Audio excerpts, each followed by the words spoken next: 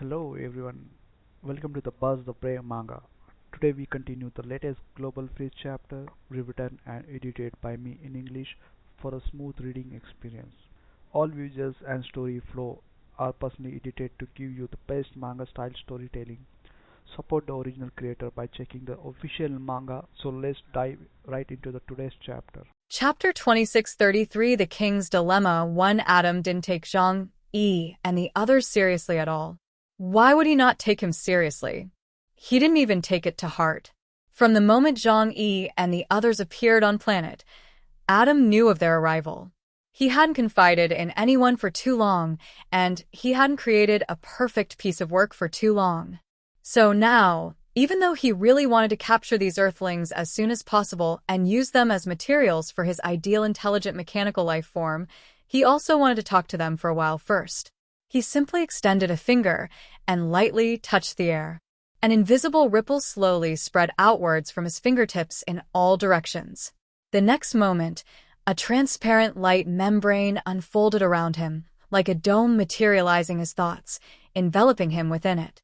The barrier of the heart. That was an absolute defense constructed purely of spiritual power.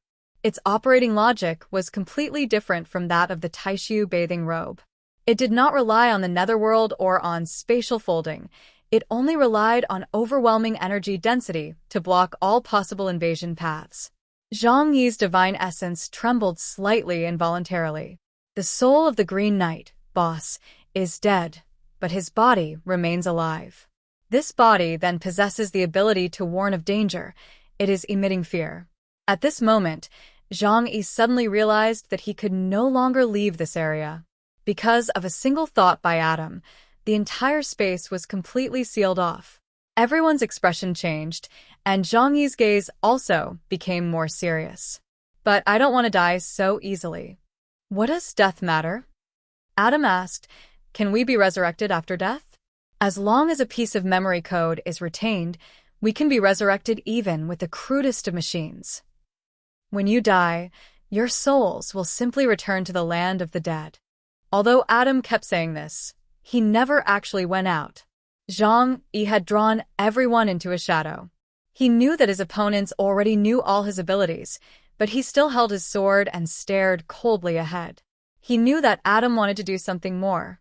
Such an arrogant person, who believes he has everything under control, will slowly enjoy his victory.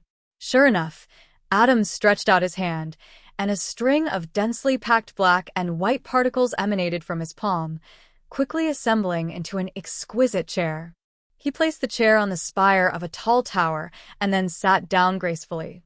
Earthling, I want to tell you a story. After you hear the story, answer one question. If your answer satisfies you, I may consider retaining your self-awareness.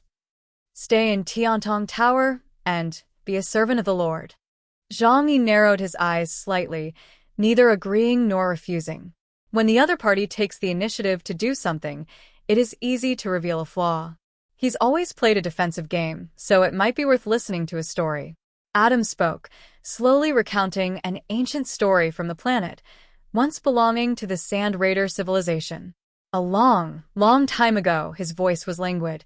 In a powerful kingdom, there was a great king.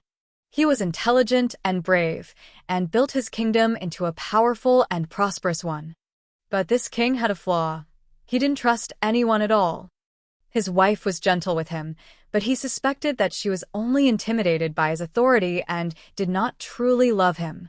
His son is filial to him, and he believes that his son is planning to take away his power. His subjects were obedient to him, but he felt that someone was always around him who wanted to take away his throne. He doesn't trust anyone, but he also longs for genuine trust. So, he tried every means to obtain something truly trustworthy. He issued an order that anyone who could bring something completely trustworthy would receive a huge reward. Zhang Yi listened silently, as did everyone else in the shadows. As a highly intelligent machine, born from the collective consciousness of mechanical beings, Adam's problem inevitably contains a puzzle that perplexes him. Perhaps it hides his weakness. Zhang Yi wasn't worried about not being able to understand, because even if he couldn't, there were other smart people on the team. Adam's story continues. The first person to arrive was a mathematician.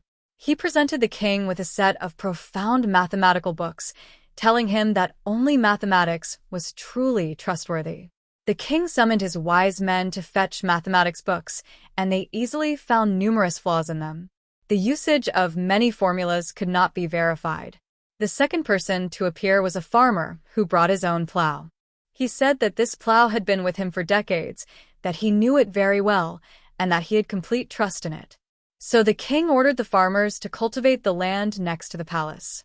As a result, because the king's land was so fertile, the farmers' plows got stuck in the soil and could not work. The third person was a merchant who brought a hunched, dying beggar. The merchant said, "You saved his life when he was dying and gave him food and shelter, so he will never betray you and is worthy of your trust." The king looked at the beggar, seeing how miserable his life was, and asked him how he had managed to reach the heavens.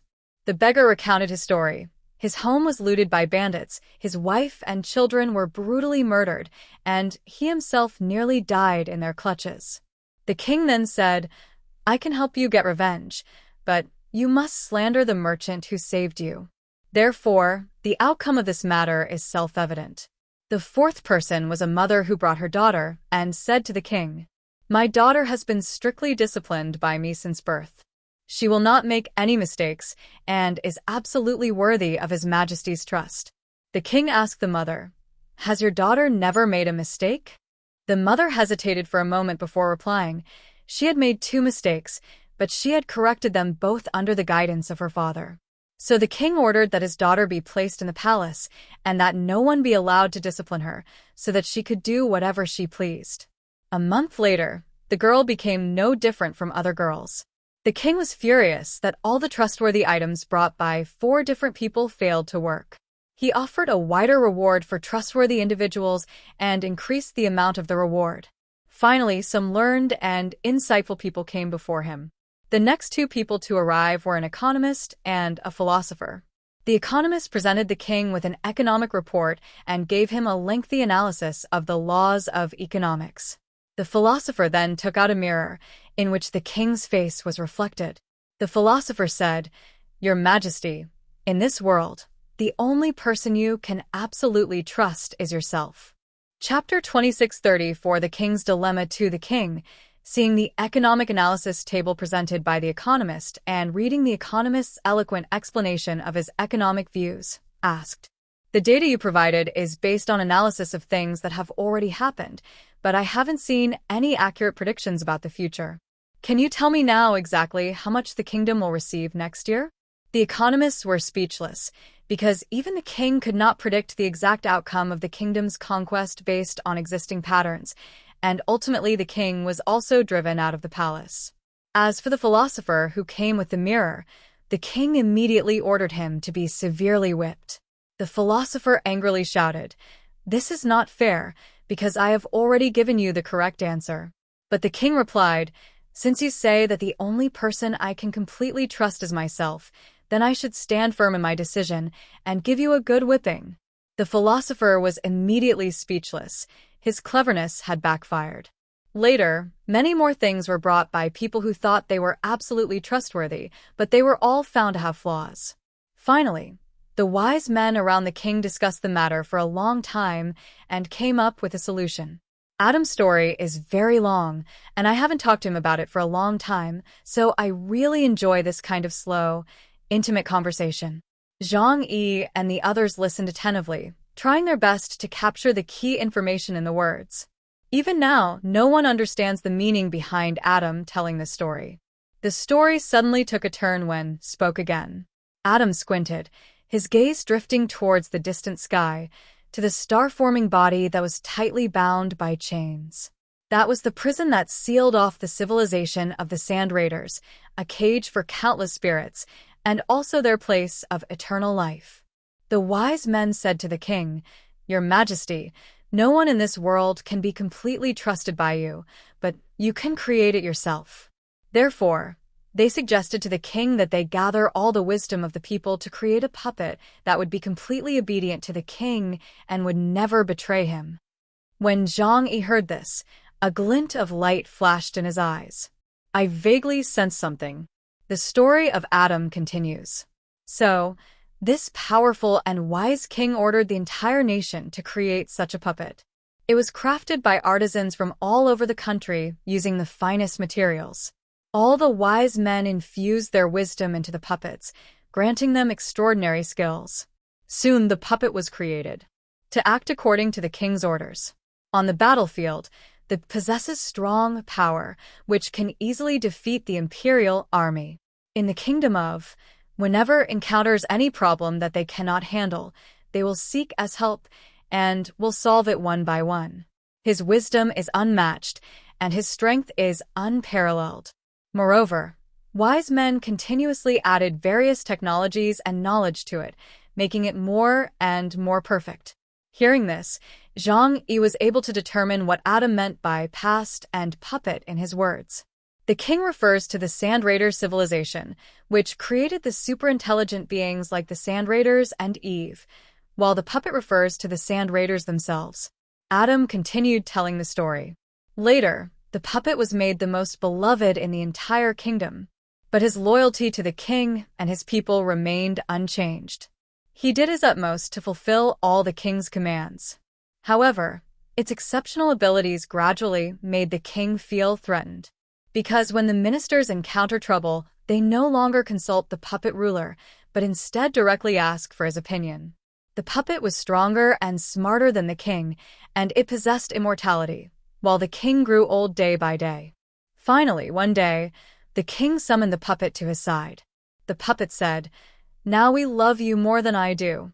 The puppet replied, "My dear king, I was created to be loyal to all your lives. I will never betray you." The king stared at the puppet and asked, "But how will you prove your words? How will you prove that you will always be loyal to me?"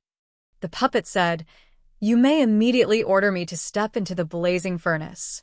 When I am destroyed, my loyalty will be proven." But the king did not issue such an order, and replied dejectedly, "But you know perfectly well that I could not do that. I used the entire nation's resources to create you, and losing you would be an unbearable loss for my kingdom. So, with your wisdom, you already calculated that I would stop you the moment before you stepped into the furnace."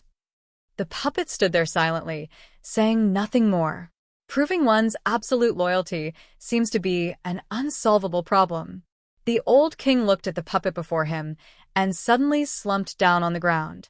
Then, Adam took a deep breath and looked at Zhang Yi. The king removed his crown and handed it to the puppet. "I've finished telling my story." A faint smile graced her face, but her eyes held an unyielding sense of bewilderment. "Now, I want to ask you a question. Do you think the puppet ultimately succeeded in gaining the king's complete trust? And did you choose to become king yourself? Or did you simply take the throne because the old king commanded you to?" Zhang Yi did not give a prompt reply. The story is simple. It tells the tale of the Sand Raiders civilization creating a superintelligent entity and then having its throne usurped by that superintelligent entity. Technological development eventually spiraled out of control and was ultimately consumed by other technologies. Isn't this a case of being too clever for one's own good? Or perhaps this is one of the reasons why many powerful civilizations eventually choose to abandon technology and ascend to spirituality. The question of Adam has clearly existed for an incredibly long time. Zhang Yi looked at Adam and asked, "All your doubts are the same as those of that puppet. That is, you don't know whether you truly possess thought, whether you are truly a living being. You worry that your thoughts and thinking abilities are merely code infused into the civilization of the Sand's layers. You believe you can think, but you're also afraid it's just an illusion. Is that right?" Adam's previously calm gaze suddenly began to tremble violently. She stared at Zhang Yi, her mouth slightly agape. "You understand me? Then can you tell me, am I a sentient being or am my thoughts just a facade? Are mechanical life forms really considered life?" Here we end today's chapter. I hope you liked it. Kindly do also subscribe to my gaming channel. I have to Fina a way to survive. Thanks. Alright, that's it for today's chapter. Tell me in the comments which part you enjoyed the most. If you love manga style stories, Don't forget to like the video and subscribe the Buzz Play Manga. See you in the next chapter with more surprises.